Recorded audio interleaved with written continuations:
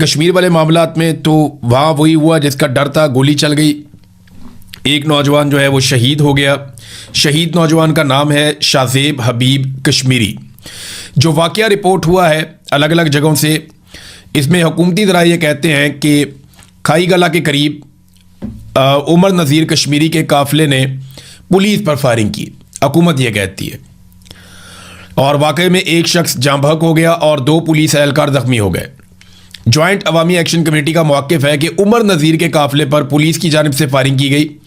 वो पुलिस नहीं कह रहे, वो कह रहे हैं जी हमारे ऊपर फायरिंग हुई है। अब किस फोर्स ने की है ये वो नहीं बता रहे। उन्होंने हमारे ऊपर फायरिंग हुई, इससे एक शख्स जाँ बहक हो गया, जबकि उमर नज़ीर जो बड़े सरगर्म रहनुमा है इस तहरीक के जॉइंट अवामी एक्शन कमेटी के, इन्होंने तो अपनी एक वसीयत भी लिख कर दे रखी है और ये बहुत जज्बाती रहनुमा है, बहुत सरगर्म रहनुमा है। इनको गिरफ्तार करना बहुत ज़रूरी समझा जा रहा था एस्टेब्लिशमेंट की जानिब से कि ये बंदा पकड़ लो तो रावला कोर्ट को शायद कंट्रोल किया जा सकता है। वो ज़ख्मी हो गए हैं, वो किस हालत में है इसके बारे में नहीं पता। और इस पे एक तस्दीकी वीडियो जारी की है मोहम्मद अरबाब एडवोकेट ने, जो अवामी एक्शन कमेटी के कोर कमेटी के मेंबर हैं। उन्होंने ये कहा कि डायरेक्ट फायरिंग हुई है उनके ऊपर, और इसके अलावा कुछ अकाउंट्स ने यह भी कहा कि जो रावला कोर्ट के लोग हैं वो मदद के लिए पहुंचे और उमर नज़ीर कश्मीरी ज़ख्मी हुए हैं, उन्हें जो है वो रेस्क्यू किया जाए। शाज़ेब हबीब कश्मीरी की मैयत लेकर आज़ाद कश्मीर के लोग CMH की तरफ चले गए और CMH के बाहर जमा हो गए। CMH को बंद कर दिया गया अंदर से, और वहाँ पे बहुत बड़ी तादाद में लोग बाहर खड़े थे। रात को जो मैंने मनाज़िर देखे तो कश्मीरी जो है वहाँ पे तल धरने की जगह नहीं थी, और वो शाज़ेब हबीब कश्मीरी की लाश लेकर, जो नौजवान शहीद हो गया इस इंसिडेंट में, वो वहाँ पहुँच गए हैं। तो वही वाक़या हुआ जिसका डर था, फायरिंग का एक वाक़या हो गया। इस तरह हालात ख़राब हो जाते हैं, एक जगह फायरिंग होती है, एक चिंगारी जलती है और आग लग जाती है। हुकूमत को अब भी होश के नाखून लेने चाहिए। लेकिन एक और अजीब बात जो की गई वो ये है कि जॉइंट अवामी एक्शन कमेटी को कलअदम करार दे दिया गया। यानी मैं हैरान हुआ इस खबर से, और हैरान होने की वजह है, यानी उन्होंने कहा जी ये जमात कलअदम करार दे दी गया, इसको दहशतगर्द करार दे दिया गया, इनके ऊपर मुकदमात दर्ज होंगे और इनके साथ जनाब कोई कार्रवाई नहीं होगी, ये गद्दार है पाकिस्तान के। ये सिलसिला शुरू हुआ था 24 घंटे पहले कलअदम करार देने से, जब मिलिट्री एस्टेब्लिशमेंट से जुड़े हुए सोशल मीडिया के अकाउंट्स, और ये बड़े नामी ग्रामी अकाउंट्स हैं, सब जानते हैं कि ये पाकिस्तान की मिलिट्री एस्टेब्लिशमेंट के हैं, और इन्हें बाज़ लोग तो ये दावा करते हैं कि फ़ौजी अफसरान खुद चलाते हैं। वहाँ से जॉइंट अवामी एक्शन कमेटी के लोगों को गद्दार कहना शुरू किया गया, उन्हें इंडिया के एजेंट कहना शुरू किया गया। मैंने इसकी मजम्मत की, इसके ऊपर सब ने मजम्मत की, हमने बातचीत भी की, लेकिन उसके बाद फौरी तौर पे अब कलअदम करार दे दिया गया। आज़ाद कश्मीर की हुकूमत ने जॉइंट अवामी एक्शन कमेटी को कलअदम करार दे दिया और इनका नाम फर्स्ट शेड्यूल में शामिल कर दिया है।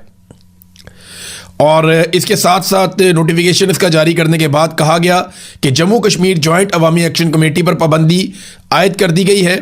Jammu Kashmir action committee, joint अवामी एक्शन कमेटी और अवामी एक्शन कमेटी के नामों से काम करने वाली तंजीम को फर्स्ट शेड्यूल में शामिल कर दिया गया है।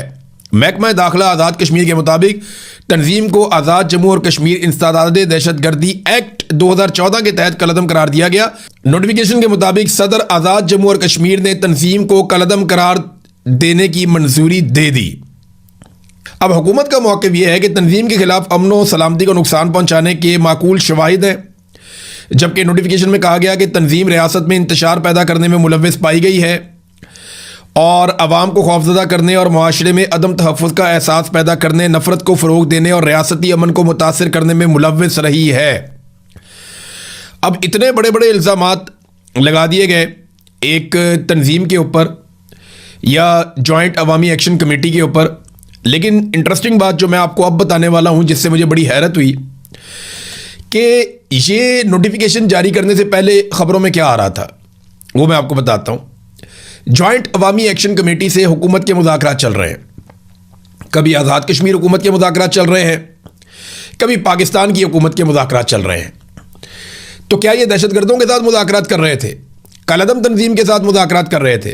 फिर ये सुप्रीम कोर्ट आज़ाद कश्मीर के अंदर एक रेफरेंस लेकर जाते हैं, तो आज़ाद कश्मीर का सुप्रीम कोर्ट इसी जमात को, जिसको बाद में कलअदम करार दे दिया गया, तलब कर लेता है कि आप शामिल हो जाएं हमारी कानूनी कार्रवाई का हिस्सा बन जाएं, आए और इस केस का हिस्सा बने और इसके अंदर अपना मौक़िफ़ दें। तो क्या सुप्रीम कोर्ट जो है आज़ाद कश्मीर की, वो एक कलअदम तंजीम को दावत दे रही है और बुला रही है और बुलाकर कह रही है कि आए अपना मौक़िफ़ दें? ये भी सवाल पैदा हो गया। फिर अभी इन्हें इलेक्शन लड़ने की दावत दी जा रही थी हुकूमत की जानिब से। हुकूमती वुज़रा, चाहे वो वफाकी हुकूमत के वुज़रा हों, चाहे वो कश्मीर के वुज़रा हों, वो बार बार ये स्टेटमेंट दे रहे थे कि जॉइंट अवामी एक्शन कमेटी को अवामी सतह पे इलेक्शन लड़ना चाहिए और वो इलेक्शन लड़के ताकत के अंदर आए और फिर आइन को तब्दील करके वो अपनी मर्जी के मुताबिक चीज़ें कर लें।